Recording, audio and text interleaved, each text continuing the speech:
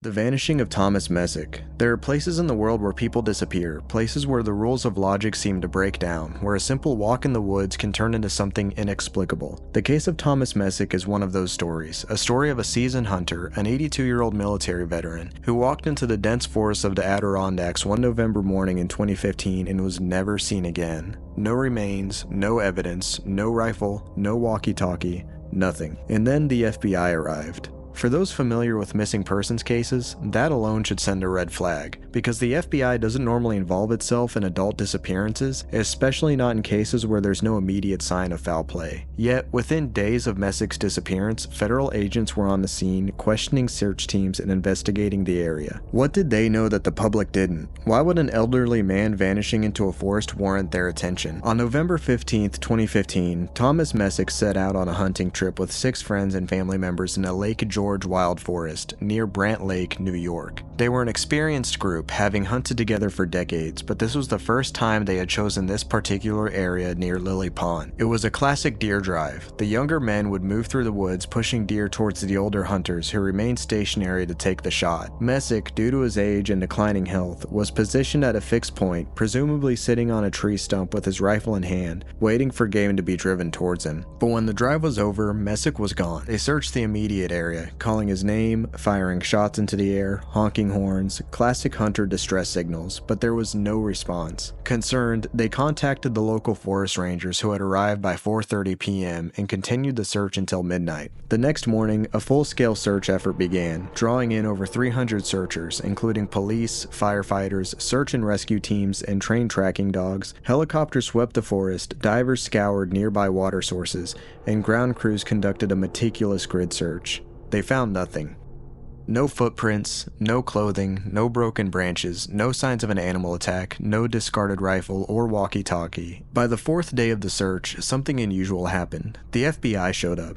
For those unfamiliar with how missing persons cases work, this is highly irregular. The Federal Bureau of Investigation does not typically assist in adult missing persons cases unless certain criteria are met, such as evidence of a crime, an abduction case across state lines, or a national security concern. But Messick was an elderly man lost in the woods. His disappearance, while tragic, should have been a routine search and rescue operation. And yet, for some reason, the FBI was there. Even more chilling is that what they reportedly told Messick's wife, one of the FBI agents said something isn't quite right about this case, or something to that effect to her, but they wouldn't elaborate on what they meant by that. They wouldn't share their theories, but their presence alone sent a message. This wasn't just an old man getting lost. Then came another strange detail. Searchers on the ground later admitted they didn't believe Messick had ever been in the area where his friends claimed that he was. There were no signs that he had ever sat on the stump, no disturbed earth, no rifle impressions on the soft ground. Even seasoned search and rescue teams, accustomed to locating missing persons in the dense forest, found the situation unsettling. It was almost as if he was just never there at all. The search for Messick was nothing short of extraordinary. Searchers tied strings between trees to mark off sections, creating a spider's web across the forest floor. Each square was meticulously searched, cleared, and rechecked, yet not a single clue was found. The search covered more than 29 square miles, far beyond the distance of an 82-year-old man with heart issues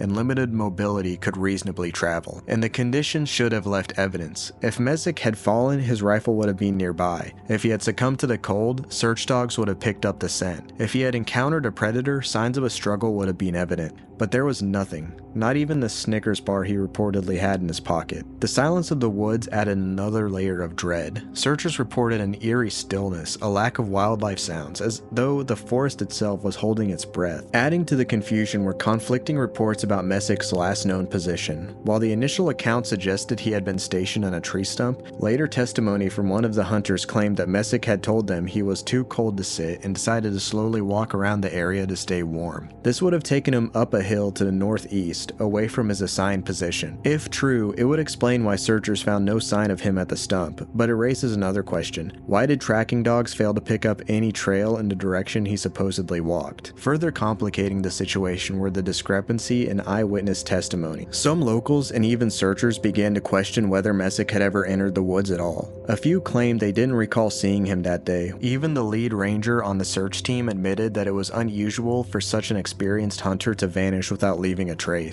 To make matters worse, some of the members of the search team reported feeling uneasy during the search. This eerie atmosphere led some to speculate whether there was more to the disappearance than met the eye. Yet, Messick's belongings, his gear, clothes, and personal items were still at the hunting camp, suggesting he had indeed prepared for the hunt. His family, including his wife Beverly, maintained that he would never have wandered off without a clear plan, and if he had gotten lost, his survival training would have kicked in. He would have marked trees, left signs, done something to indicate where he had gone. One of the most straightforward theories is that Messick, in poor health and limited vision, simply got turned around in the woods. Perhaps he suffered a medical emergency, a heart attack or a stroke, and collapsed somewhere beyond the search area. But there are problems with this theory. The search effort was exhaustive, covering more than 29 square miles with aerial and ground teams. If he had collapsed, his body, or at the very least his rifle, should have been found. The Adirondacks are home to black bears, coyotes, and other predators. Could Messick have been attacked by one of them? I don't think that's very likely. Animal attacks leave evidence: blood, torn clothing, drag marks. None of that was found though. And even if a bear had somehow managed to carry off an entire grown man, it wouldn't have taken its rifle and walkie-talkie too. Could Messick have encountered someone in the woods? His wife feared that maybe a passerby on an ATV injured him, panicked, and then removed his body. But there were no tire tracks or disturbances in the area. Moreover, what would be the motive? No ransom demand, no family disputes, no life insurance payout. Nothing about his life suggested a reason for someone to target him.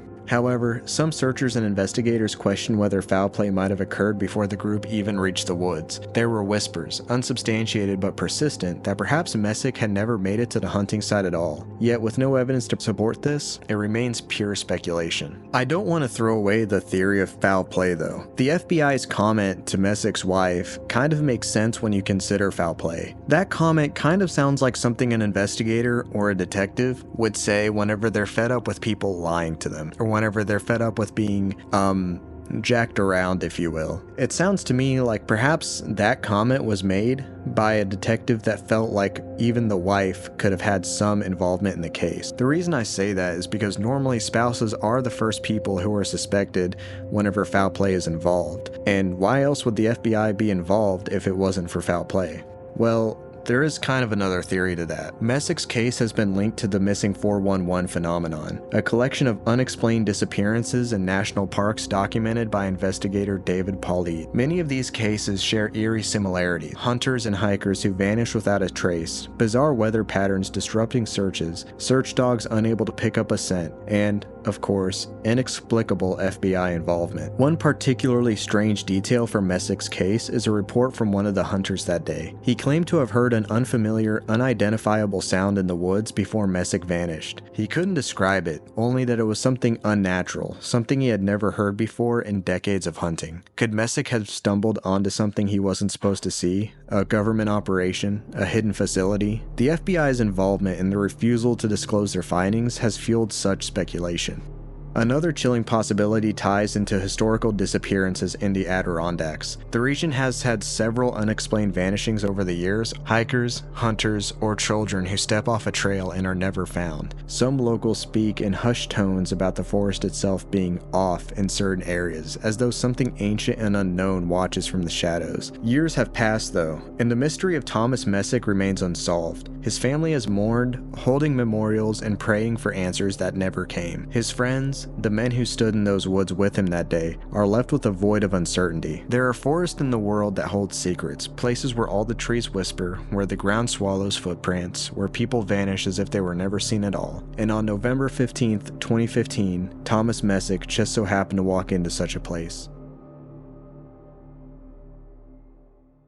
The disappearance of Cathy Marie Moulton. It was a cool autumn morning in Portland, Maine on September 24th, 1971. The streets were busy with the hum of school children walking home, shoppers darting between stores, and the occasional car rolling down Forest Avenue. Among the crowd was a 16-year-old girl named Cathy Marie Moulton, unaware that her steps along that familiar street would be the last anyone would ever see of her. Cathy was the eldest daughter of Lyman and Claire Moulton, a quiet, thoughtful girl who loved to write poetry, babysit for neighbors, others and help those in need. Her family lived in Deering Center, a peaceful neighborhood just a short drive from downtown Portland. She had just returned from an unforgettable summer road trip across the United States and Mexico with her family. 81 days of adventure, laughter, and discovery. It was on that trip that Cathy picked out her prized possession, a hand-tooled Mexican leather handbag, a birthday gift she carried everywhere. That Friday, Cathy had one thing on her mind: the dance at the YWCA later that evening. Her skirt, handmade for the occasion, was draped neatly over a chair in her room, waiting for her to return home, shower, and get ready. But first, she needed to run a few errands. New pantyhose to replace a pair that had torn, toothpaste her mother had requested,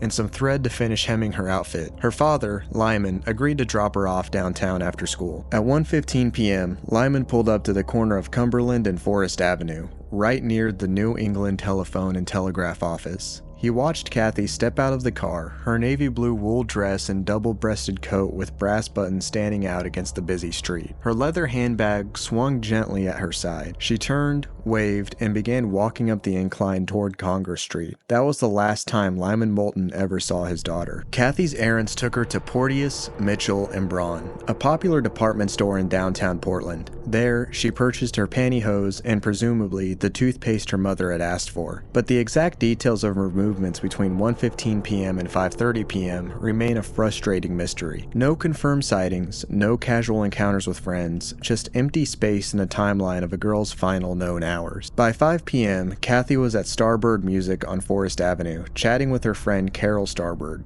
The store was conveniently located halfway between Congress and Deering Center, a natural shop on her way home. Cathy mentioned that she had spent her bus fare and would have to walk 2 miles back. The dance was starting soon, and she didn't want to be late. "I'll see you tonight," she told Carol before stepping outside and turning in the direction of the home. The sun was dipping below the horizon when Claire Moulton began to worry. Cathy was never late without calling in. In the Moulton household, punctuality was a rule, not a suggestion. By 6:30 p.m., panic set in. Cathy should have been home an hour ago, showered, dressed, and heading out to meet her friends. Her new skirt was still on the chair, her makeup untouched, her room frozen in time waiting for her return. Claire called the Portland Police Department, desperate to file a missing person report, but the response was cold and dismissive. "She's probably a runaway," they said. It was 1971, after all. Nearly 200 teenagers had run away from home in Portland that year alone. The officers told Claire she'd have to wait 72 hours before they could officially investigate. But Cathy wasn't a runaway. She had left babysitting money on her dresser. She hadn't packed clothes, makeup, or even a jacket warm enough for an extended trip. She was a girl who planned her days around school, family dinners, and swing dances at the Y. Lyman Moulton was having none of it. He drove to the police station himself, demanding action. Eventually, to shut him up, as he later described it, they let him file a missing persons report. It was the beginning of a long, painful journey, one defined by dead ends, false hopes, and agonizing lack of closure. The first few days were a blur of phone calls, door knocking, and searching. Cathy's room remained untouched, her parents too heartbroken to move a single thing. The Portland Press-Herald and the Maine Sunday Telegram ran brief articles with Cathy's photo, a pretty girl with light brown hair, blue eyes, and a soft, trusting smile. But there was little publicity beyond that. No front-page headlines, no national coverage. Tips trickled in, each leading nowhere. Some classmates whispered that Cathy had gone to Boston, chasing the allure of city lights and newfound freedom. Others speculated that she had been lured away by someone she trusted, someone older, and someone with a car. The name Lester Everett soon surfaced, an older boyfriend Cathy had mentioned to a friend. Everett, it turned out, had picked up a Canadian man in his 20s and offered him a ride north 300 miles to the Tobique First Nation reservation in New Brunswick. Witnesses claimed Cathy was in the car with them. Years later, retired Portland detective Kevin Cady, who took over the case in the 1990s, would uncover chilling details. He believed Cathy had taken north against her will, forced to work on a potato farm in Aroostook County, and eventually transported across the border to Maliseet Tobique First Nation reservation. Everett died of cancer in 1986, taking his secrets to the grave. The Canadian man was never identified. Cathy's body was never found. There were two other strange leads too. A woman at a gas station in Presque Isle claimed to have seen Cathy with two boys the night she vanished. One boy escorted Cathy to the bathroom, stood guard, and then walked her back to the car before driving off. In 1983, a hunter reported finding a skeleton surrounded by female clothing in the woods near Smyrna, Maine. But when he tried to retrace his steps with the police, he was unable to find the remains again. In the years following the disappearance, Cathy's parents clung to hope. They left the door unlocked,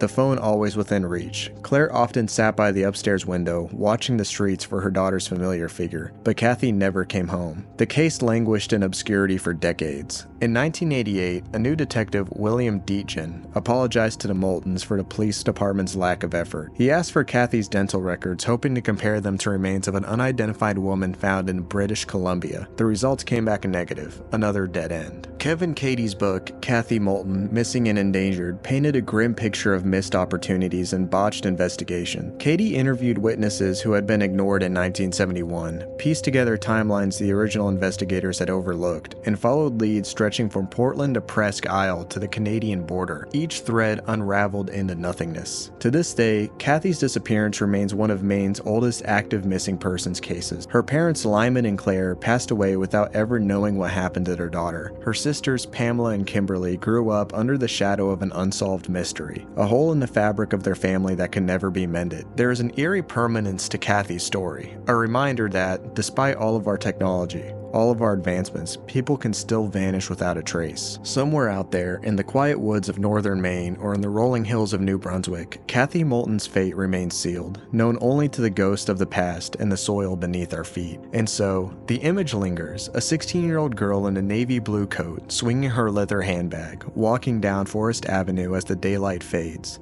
Innocent, trusting, unaware that she was about to step off the edge of the unknown world and into the abyss of the missing, leaving nothing behind but unanswered questions and fading memories. Even after all these years, the search for Cathy is not over, and perhaps one day, the Moulton family's long nightmare will finally come to an end.